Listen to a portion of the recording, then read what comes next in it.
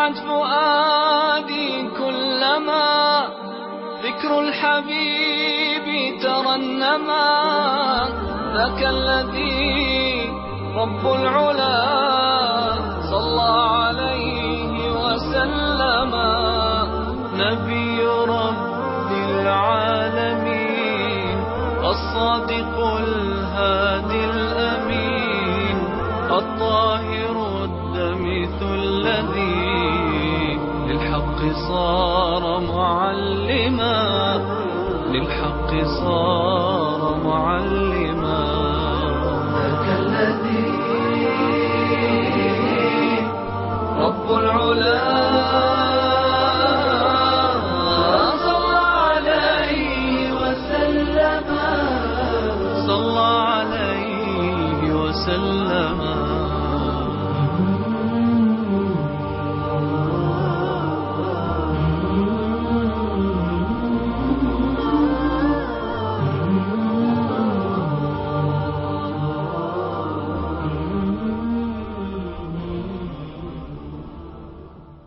Прощальное паломничество.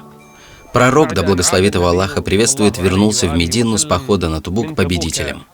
Его стали опасаться все арабские племена и даже римляне. Тогда шел 9-й год по хиджре. В 10-м году пророк, мир ему и благословение, решил совершить паломничество.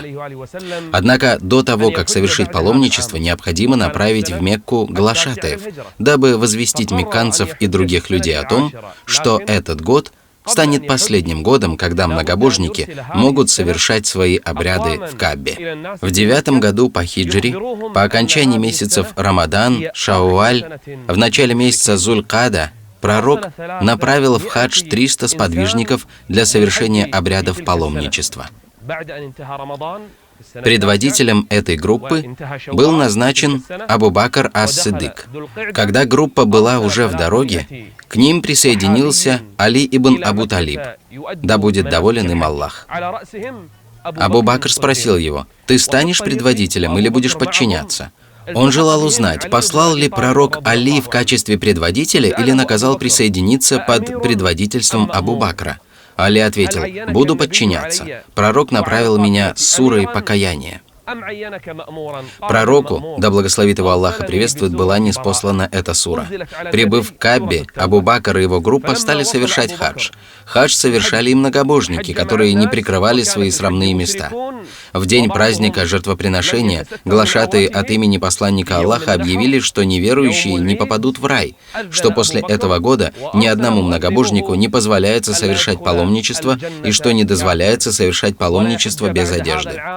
Еще было объявлено, что договор каждого с посланником Аллаха остается действительным до срока своего окончания. Если же нет, то договор с посланником Аллаха заключается на 4 месяца. После этого поднялся Али и стал читать людям суру покаяния.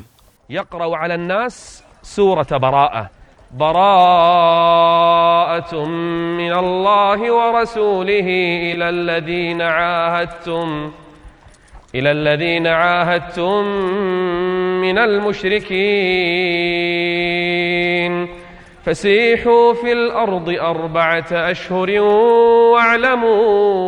واعلموا أنكم غير معجز الله وأن الله مخزي الكافرين وأذان من الله ورسوله إلى الناس يوم الحج وأذان من الله ورسوله إلى الناس يوم الحج الأكبر أن الله بريء من المشركين ورسوله. В праздник жертвоприношения Абу Бакр объявил людям в Мине и в Мекке, что после этого года ни один многобожник не сможет совершать паломничество и что не позволяется совершать обход вокруг Каабы без одежды. Таким образом, всем людям было объявлено, что это последний год для многобожия и многобожников.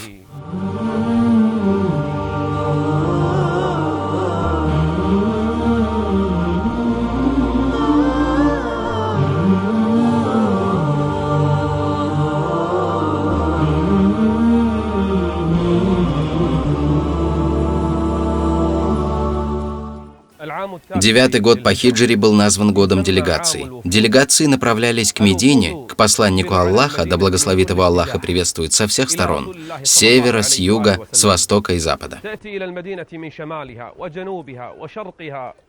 Сердца стремились в это место.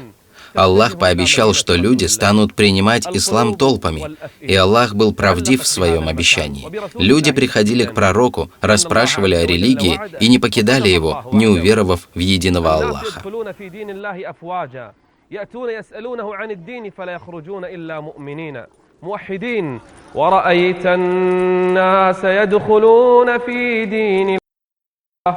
ورأيت الناس يدخلون في دين الله أفواجا.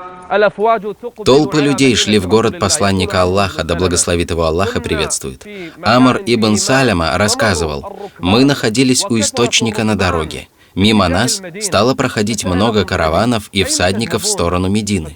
Их стало очень много, и тогда мой отец спросил их: куда вы направляетесь? Каждый из них отвечал: мы направляемся в город Медина, в нем есть мужчина, который говорит, что он посланник Аллаха. Они или уже решили принять ислам, или шли, расспрашивали и покидали Медину мусульманами. Исполнилось обещание Аллаха, данное им пророку его».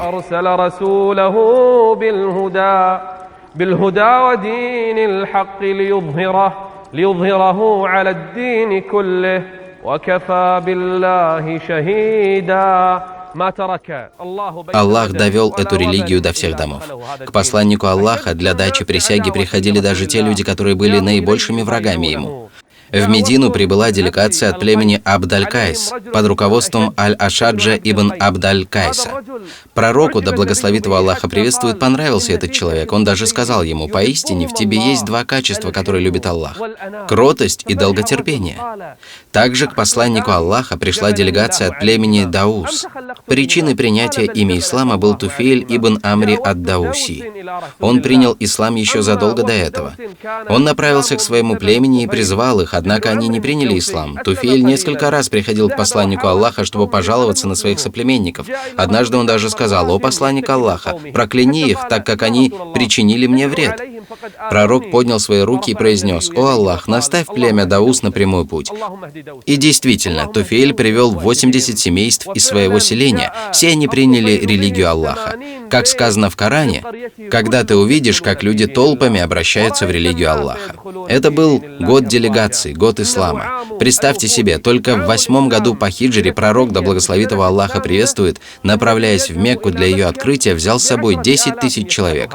И после этого, по прошествии всего лишь 2 лет, во время прощального паломничества, присутствовало более 124 тысяч человек.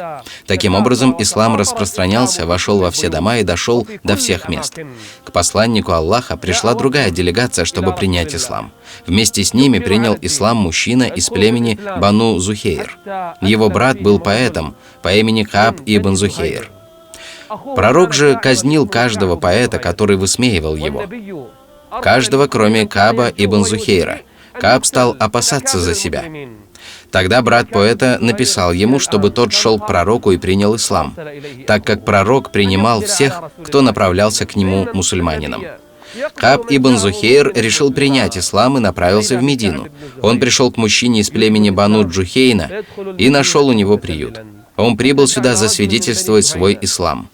Один из ансаров посоветовал ему совершить утреннюю молитву вместе с посланником Аллаха, а потом обратиться к нему. Но ведь Кааб говорил о пророке такие вещи, что каждый, произносивший подобное, был казнен. Кааб совершил утреннюю молитву в мечети и сел. Пророк не видел его ранее и не знал его в лицо. Приятель подал знак Каабу, чтобы он встал. Кааб положил свою руку в руку посланника Аллаха и обратился к нему: «О посланник Аллаха, воистину, Кааб ибн Зухейр желает прибыть к тебе и принять ислам. Примешь ли ты его?» Посланник Аллаха ответил: «Да, я приму его». Тогда Кааб воскликнул: «Я он и есть». Сподвижники услышали это и поднялись. Один из ансаров воскликнул: «Позволь мне, о посланник Аллаха, отрубить ему голову». «Нет», — ответил пророк, да благословит его Аллаха приветствует. Это было проявлением милосердия посланника Аллаха. «Ведь он прибыл кающимся», — сказал пророк, — «и мы приняли его». Кааб ибн Зухейр вышел довольным и радостным. Тогда он прочел следующие стихи.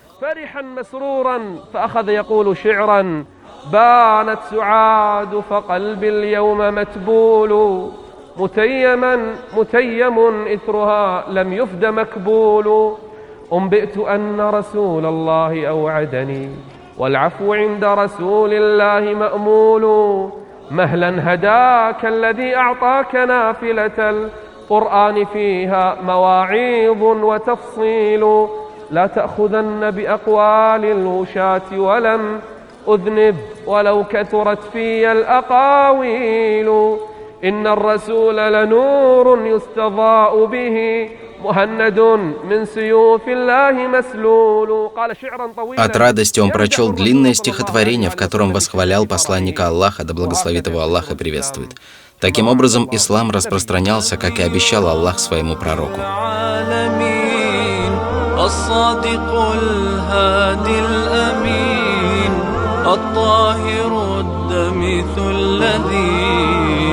للحق صار معلما للحق صار معلما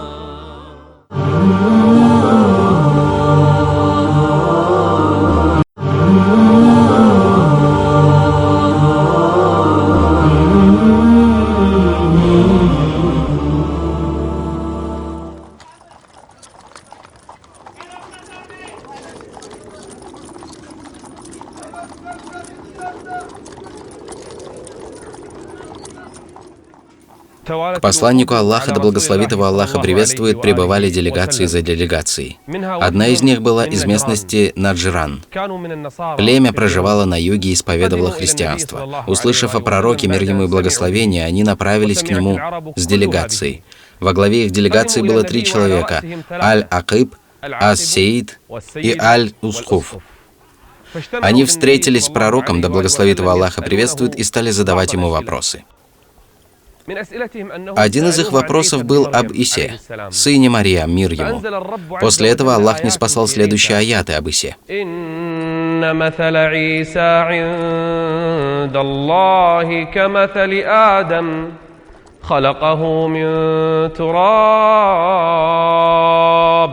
ثم قال له كن فيكون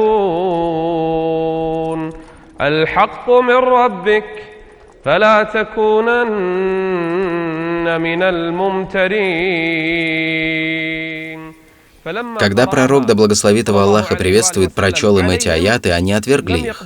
«Как Иса может быть подобен Адаму?» — сказали они. Ведь они считали Ису, мир ему и благословение ему, Богом. Пророк, да благословит его Аллах и приветствует, сказал им: «Истина в этих аятах, и не сомневайтесь в этом». Они сказали ему: «Если это все, что ты говоришь об Исе, то мы не принимаем это». После этого посланник Аллаха призвал их призвать проклятие на того, кто не прав в этом вопросе. «Как?» — спросили они. Пророк им ответил: «Соберемся и выйдем все мы, мужчины, женщины и дети, и призовем все вместе на того, кто лжет в этом вопросе, проклятие Аллаха». Они согласились с этим. На утро следующего дня пророк позвал своих внуков Аль-Хасана и Аль-Хусейна и дочь Фатиму, да будет доволен Аллах всеми ими. Он привел 3 из членов своей семьи, чтобы претворить в жизнь слова Аллаха, великого и всемогущего. Люди из Наджрана, увидев, что пророк настроен серьезно, испугались.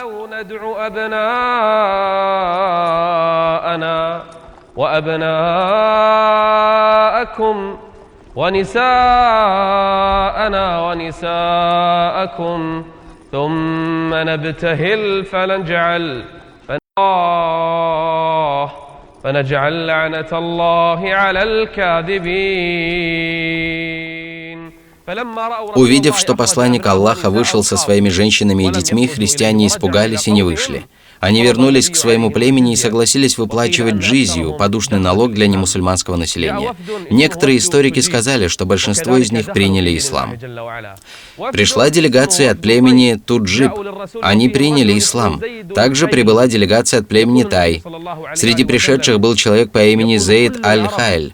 Пророк, да благословит его Аллах и приветствует, сказал: «Когда мне сначала говорили о достоинствах кого-либо из арабов, а потом он приходил ко мне, я всегда убеждался в том, что его перехваливали. И это касается всех, кроме Зейда Аль-Хайля. Ибо поистине не все его достоинства были перечислены мне». Он прозвал его Зейдом Аль-Хайр. Пророк назвал его так, потому что увидел в нем много благого, много хайра. Приходила делегация за делегацией. Пришла делегация от племени Бану Ханифа. Среди них был мужчина по имени Мусайлима. Мужчина носил в своем сердце болезнь. Он пожелал быть пророком, как и посланник Аллаха, мир ему и благословение, и наследовать после него. Пророк сообщил ему, что земля принадлежит Аллаху, и наследует ее тот из его рабов, кому он это пожелает. Однако он затаил в своем сердце ненависть к посланнику Аллаха. Поэтому, вернувшись к своему племени, он начал говорить, что является пророком после посланника Аллаха. В Медину прибывали делегация за делегацией. Люди приезжали в Медину, расспрашивали пророка об исламе, и большинство из них принимали ислам. «Ты увидишь, как люди толпами обращаются в религию Аллаха», сказал Аллах в Коране.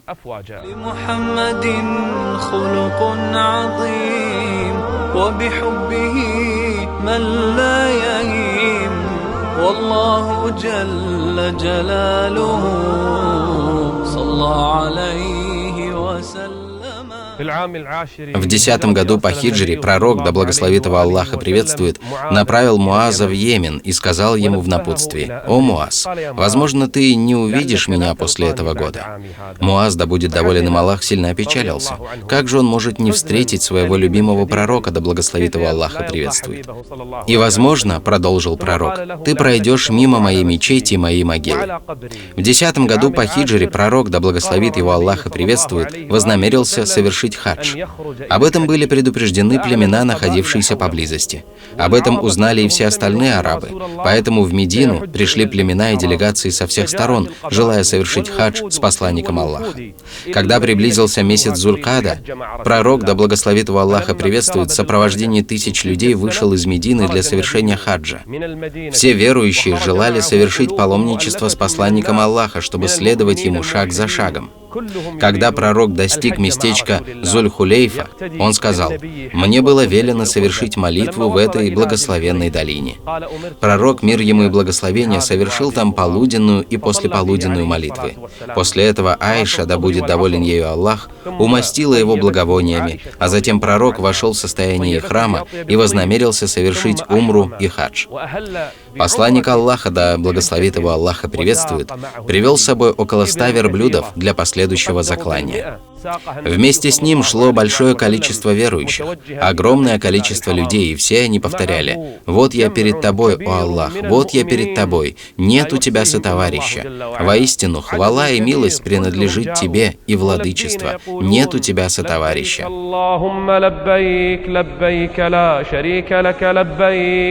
إن الحمد والنعمة لك والملك لا شريك لك. Земля вокруг сотрясалась от слов, произносимых верующими единобожниками при хадже. В 10-й год по хиджре пророк направляется из Медины в благословенную Мекку, чтобы совершить хадж. Это был первый хадж пророка, да благословит его Аллах и приветствует. И, возможно, он отложил его до этого года, чтобы большое количество мусульман обучилось у него обрядам хаджа. Когда пророк, да благословит его Аллах и приветствует, вошел в запретный дом Аллаха, он направился к углу Каабы и коснулся его. Также поступили и остальные люди за ним. Затем он совершил 7-кратный обход вокруг Каабы, взывал к великому и всемогущему Аллаху, восхвалял и прославлял его. После этого он направился к Ас-Сафа. Он все еще совершал малое паломничество, умру. Он воззвал к Аллаху, сказав: «Хвала Аллаху, который выполнил свое обещание, помог своему рабу и один разбил племена. Нет Бога, кроме Аллаха». Он выполнил ритуальный бег между Ас-Сафа и Маруа. Он не выходил из состояния храма. Тем же сподвижникам, которые не пригнали с собой жертвенных животных, пророк, мир ему и благословение, повелел выйти из состояния храма для того, чтобы вначале этот человек выполнил малое паломничество, а затем хадж. Всем тем, кто, подобно пророку, пригнали за собой животных для заклания, не дозволено выходить из храма, пока они не совершат жертвоприношения. Таким образом, пророк, да благословит его Аллах и приветствует, остался в состоянии храма. Это было его первое паломничество. Люди обучались у него обрядам хаджа. Пророк оставался в состоянии храма до дня наступления хаджа, до 8-го числа месяца Зуль-Хиджа.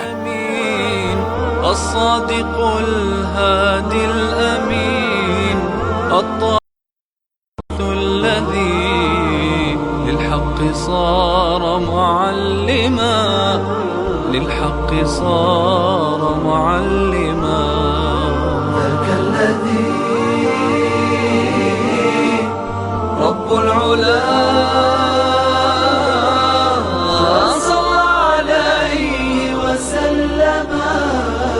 صلى عليه وسلم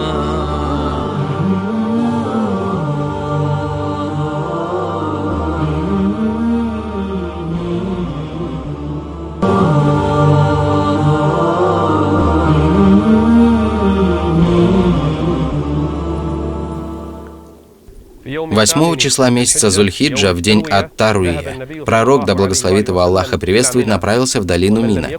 Сподвижники, которые не были в состоянии храма, облачились в храм для хаджа. В Мине посланник Аллаха совершил полуденную, послеполуденную, вечернюю, ночную и утреннюю молитвы. Он сокращал их, но не совмещал. На 9-й день того месяца, когда взошло солнце, пророк, да благословит его Аллаха приветствует, направился на гору Арафа. Там он остановился у Намиры в приготовленной для него палатке. В ней он провел время до полудня, до наступления полуденной молитвы. После этого пророк, да благословит его Аллаха приветствует, спустился в долину. Вместе с ним было более 124 тысяч верующих. Это было первым за несколько веков собранием такого количества верующих единобожников на этой пречистой земле в лучший день, когда взошло солнце. В той долине пророк, да благословит его Аллаха приветствует, обратился к людям. Среди сказанного им были такие слова: «О люди! Время движется так же, как и в тот день, когда Аллах создал небеса и землю. В году 12 месяцев, 4 из которых являются запретными.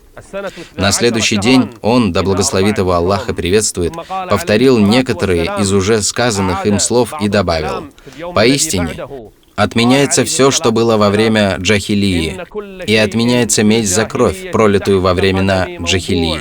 И прежде всего я отменяю месть за кровь Ибн Рабия Ибн Аль-Хариса. И отменяется ростовщичество времен джахилии. И прежде всего я отменяю все то, что люди задолжали Аббасу Ибн Абдуль-Мутталибу». Он обращался к людям, а сподвижники громко передавали его слова остальным. Также пророк, да благословит его Аллаха приветствует, сказал: «Обращайтесь к женам по-доброму и бойтесь Аллаха в том, что касается женщин. Я оставил вам ясное указание, книгу Аллаха, сунну его пророка. И если будете придерживаться их, то вы никогда не ошибетесь». Затем он спросил людей: «Что вы скажете, когда вас спросят обо мне?» Люди, 124 тысячи паломников, ответили ему: «Мы засвидетельствуем, что ты довел, выполнил и дал добрые наставления». Тогда пророк, мир ему и благословение, поднял свой указательный палец к небу, а затем указал им на людей и сказал: «О Аллах, засвидетельствуй! О Аллах, засвидетельствуй! О Аллах, засвидетельствуй!» Закончив свою проповедь, посланник Аллаха повелел Билялю провозгласить азан. Он сделал это, а после объявил о начале молитвы, произнес икаму. Затем посланник Аллаха совершил полуденную молитву и послеполуденную молитву вместе. Именно в этот день, в лучший день года, в 9-й день 10-го года по хиджре, Аллах ниспослал.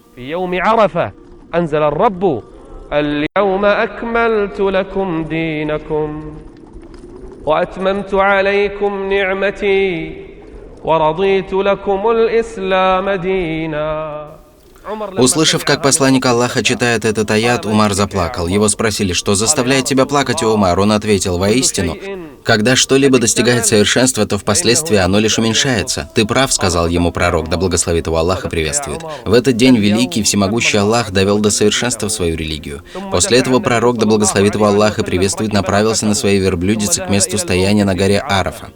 Там он простоял, призывая Аллаха, пока не село солнце. После заката он направился в Муздалифу и совершил там вечернюю и ночную молитву, укорачивая и совмещая их.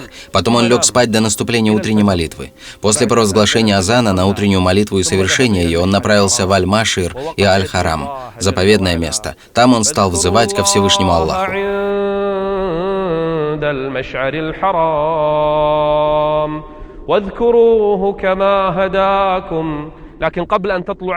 Однако до того, как солнце полностью взошло и небо стало ясным, пророк, мир ему и благословение, сел на свою верблюдицу и направился в Мину, к Аль-Джамрат Аль-Кубра.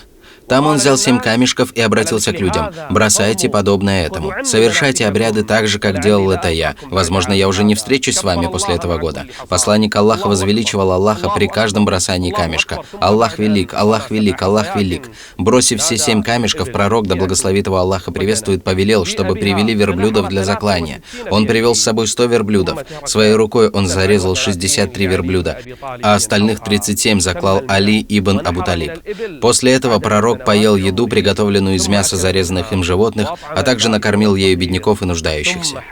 Покончив со всем этим, посланник Аллаха, да благословит его Аллаха приветствует, обрил свою голову и частично вышел из состояния ихрам. Потом он направился к Каббе.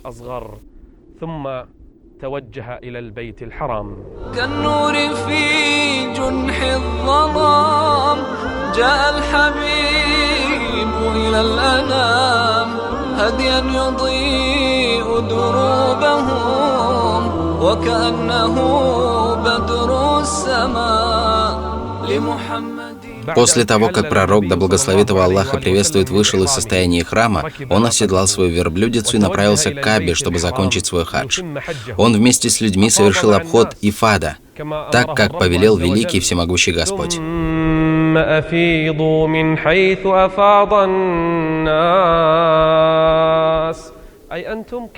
Пророк и его сподвижники направились к Каббе, чтобы совершить обход Ифада, который является одним из столпов хаджа. Пророк, да благословит его Аллаха приветствует, совершил обход в 10-й день Зуль-Хиджи.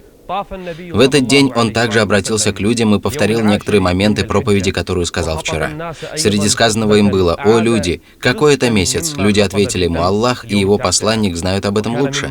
Пророк хранил молчание так долго, что некоторые сподвижники стали думать, что он назовет его иначе. Но он спросил: «Разве это не Зуль-Хаджа?»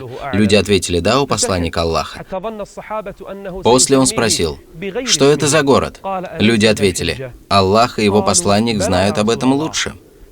Пророк долго хранил молчание, так что некоторые стали думать, что он назовет его как-то иначе. Однако он сказал: «Разве это не Мекка?» «Да», — ответили ему люди. «Что это за день?» — продолжал спрашивать пророк. «Аллах и его посланник знают об этом лучше», — сказали люди. Пророк, да благословит его Аллаха приветствует, замолчал. Люди стали думать, что он назовет его другим именем, но посланник Аллаха сказал: «Разве это не день жертвоприношения?» «Да, о посланник Аллаха», — ответили сподвижники. После этого пророк, да благословит его Аллаха приветствует, обратился к людям: «Поистине, ваша жизнь, ваше имущество и ваша честь являются столь же священными для вас, как и этот ваш день в этом вашем городе, в этот ваш месяц. Разве я не довел до вас это? О Аллах, засвидетельствуй». После он добавил: «Смотрите же, не становитесь после меня заблудшими, которые рубят друг другу головы». Он удлинил свою проповедь, наставлял людей и напоминал им положение религии. А после пророк сказал: «Пусть присутствующий возвестит об этом отсутствующего, и, возможно, тот, кому передадут мои слова, усвоит их лучше, чем услышавший их». 10-й, 11-й, 12-й, 13-й день этого месяца пророк провел в Мине. Там он поминал Аллаха и обучал людей положениям их религии. К нему приходили с вопросами, и он, мир ему и благословение, да будет моей мать и отец выкупом за него, отвечал людям и обучал их. В те дни он также кидал камешки в джамараты, малый, средний и большой. В каждый из них он кидал по 7 камешков. С каждым камешком он возвеличивал Аллаха. Наступил 13-й день Зуль-Хиджи, день праздника жертвоприношения. Пророк покинул Мину и остановился в местности Аль-Абтах. Там он провел ночь, а после направился к Каббе и совершил прощальный обход. Он прощался с Каббой, с которой, возможно, не увидится еще раз. Он попрощался, а затем вышел в путь для возвращения в Медину.